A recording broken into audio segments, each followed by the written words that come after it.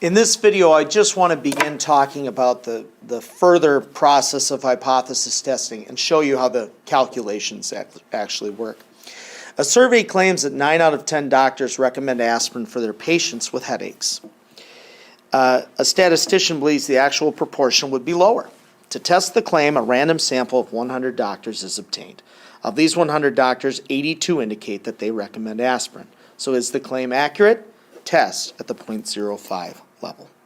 First thing, the process here is very similar. State plan do conclude for hypothesis testing as it is for your confidence intervals that you've been building.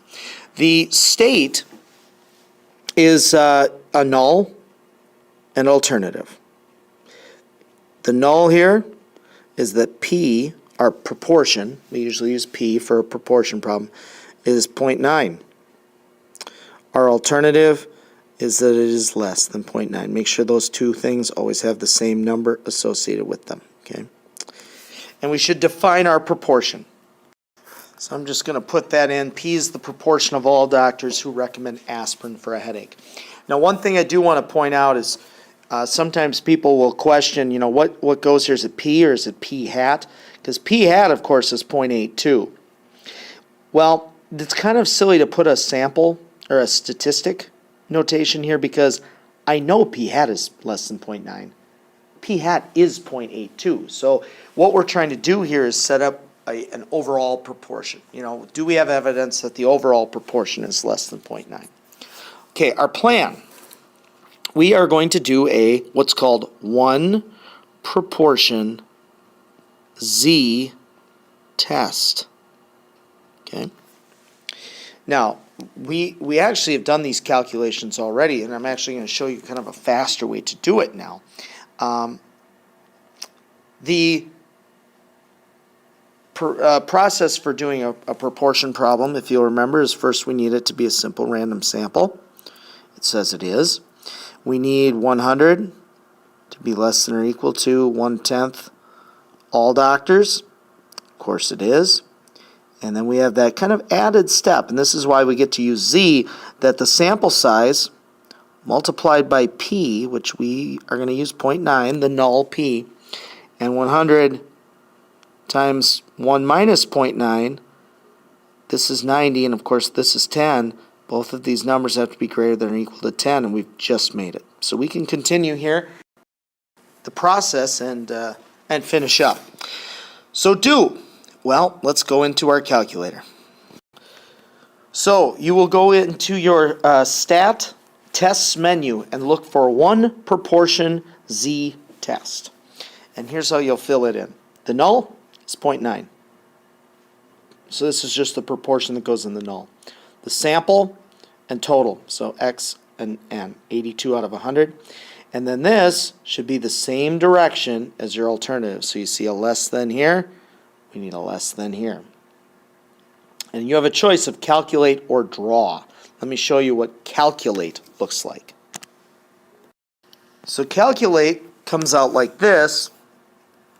And what we get is our Z statistic. We call this the test statistic because depending on the problem, we might be using T or Z or later on something called chi-square or F. So it's just whatever statistic is appropriate for this test. For us, we did a Z test. So this is Z equals, and we always write down our test statistic as well as the p-value.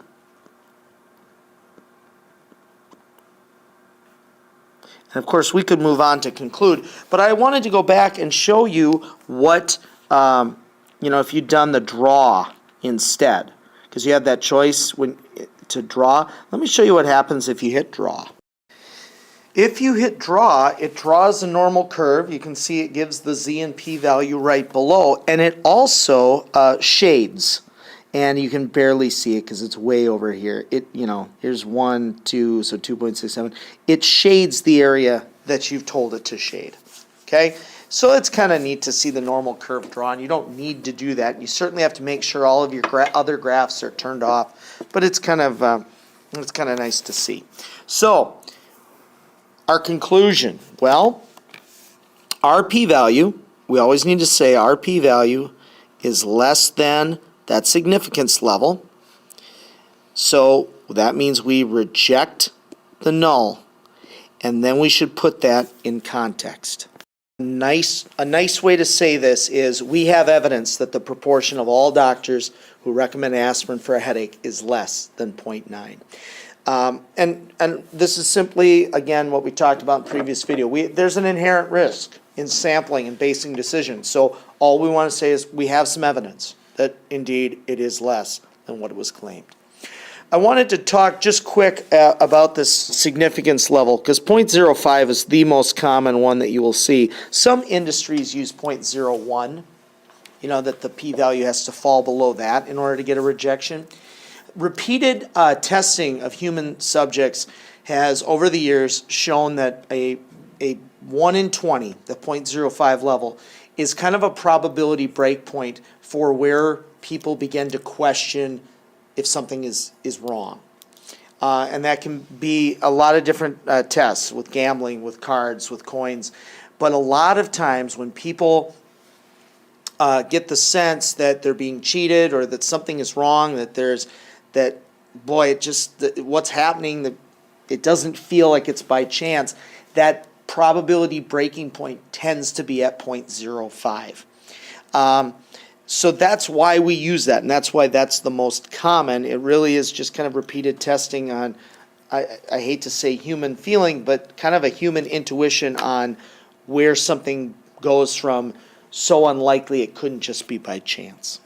All right, so we're going to do a lot more examples of this in the coming days, but I just wanted to show you that the process, state, plan, do, conclude, remains the same. The state is where we put our hypotheses and our definition of the parameter we're using. Our plan really doesn't change. We still need the same conditions and what we're going to do. Our do now requires two things: the test statistic and p-value. And our conclusion, we say the p-value is less than or greater than the significance level, and what that means just in terms of the null, and then what in context that means.